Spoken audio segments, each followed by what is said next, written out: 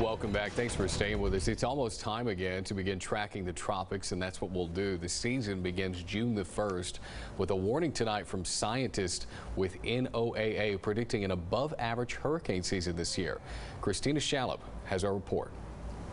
The numbers are in. It's less than 2 weeks until the official start of hurricane season, and NOAA has come out with their 2021 hurricane season forecast. After a lot of hard work examining atmospheric and oceanic conditions and models, NOAA has determined that there's a 60% chance that activity during the 2021 hurricane season will be above average. There's a 30% chance that it'll be near normal and a 10% chance that it will fall below normal. Looking a little more in depth, NOAA's forecasters are predicting 13 to 20 named storms, 6 to 10 hurricanes, and 3 to 5 major hurricanes this coming season. As a reminder, last year NOAA predicted a season of above average activity, and that prediction came to fruition. The 2020 hurricane season was record-setting. The season started early with Tropical Storm Arthur forming by mid-May. By September, there were enough storms to plow through the original list of 2020 Atlantic tropical cyclone names, and NOAA was forced to move on to the Greek alphabet for only the second time in history. That happened for the first time all the way back in 2005.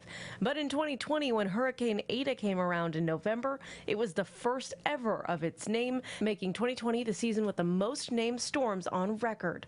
When all is said and done, the 2020 hurricane season wrapped up with 30 named storms, 13 of which were hurricanes. 6 of those hurricanes strengthened to become major hurricanes, and in fact, hurricanes Laura, Teddy, Delta, Eta, and Iota all strengthened to Category 4s.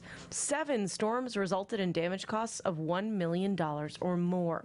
Will this year be as active, as damaging, or as costly as 2020 was? Well, nothing is set in stone. NOAA's forecasts point toward, at the very least, another busy year in the books. Oh, that was Christina Shalop reporting. You know, when we were launching our network news, News Nation, I was sent down to Houston and to Galveston when Hurricane Laura was on her way. Yes. And I shouldn't say her, its way. And we went out there and we reported, and they were launching News Nation, our network news, if you haven't seen it, on WGN America. And I remember people there in those coastal areas where I remember a guy used the term, he was out there fishing and the wind was picking up. I believe out there we were tracking, it was 40 miles an hour already because the storm was on its way. And this man was out there fishing under this embankment. He said, I don't get out of bed unless it's a Cat 4. Yeah. You know? Oh, man, I remember that. Yeah. It's insane. But it's insane that, you know, I remember that like it was yesterday, and now it's tomorrow. We're looking at it. It's coming up in a couple of days. Right. And so, can you believe it? The official start not till June 1st, but we actually may have a storm before that. Yeah, we might. It's been very active, tornadoes and all. Yeah, well, we got a storm that's developing in the Atlantic. We'll show you where that is.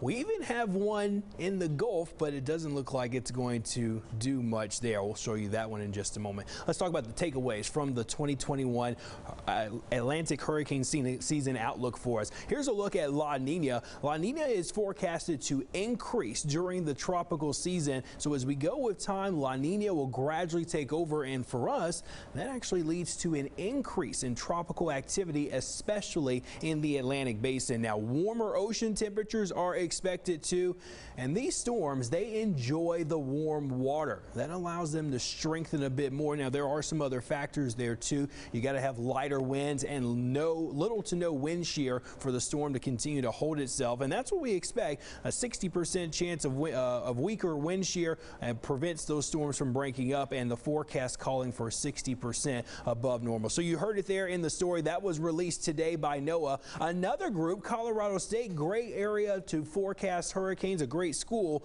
They released their report back in April. 17 named storms, 8 hurricanes, and 4 of those major hurricanes. And the normal, these numbers have changed now. 14 named storms on average, 7 of those hurricanes, and 3 of those major hurricanes. That's what we should typically see on average. So let's go out to the tropics and see what is going on. Well, not a whole lot happening at this current moment, nothing too impressive, but we do have a couple of areas that we're keeping an eye on. You can notice the center of circulation northeast of Bermuda. Also, we've got an area of low pressure that is formed into the Gulf of Mexico. We'll go to the Gulf here in just a moment, but notice here, this area northwest of Bermuda, about an 80% chance of tropical development in the next 2 to 5 days. So we'll certainly have to keep an eye on that. And we're also keeping an eye on this area of low pressure too.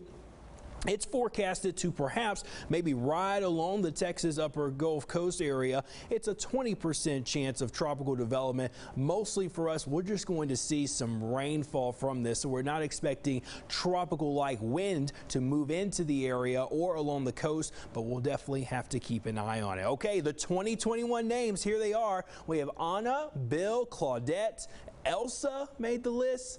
Oh my goodness, that's going to be that one's going to be really hard to do in explaining that to our young kids. Larry, Teresa's on the list, Nicholas, Odette, Peter, Rose, Fred, Grace. We've got a nice list of names here. Maybe your name is on the list. Hopefully we don't have to make it to that point. Okay, on the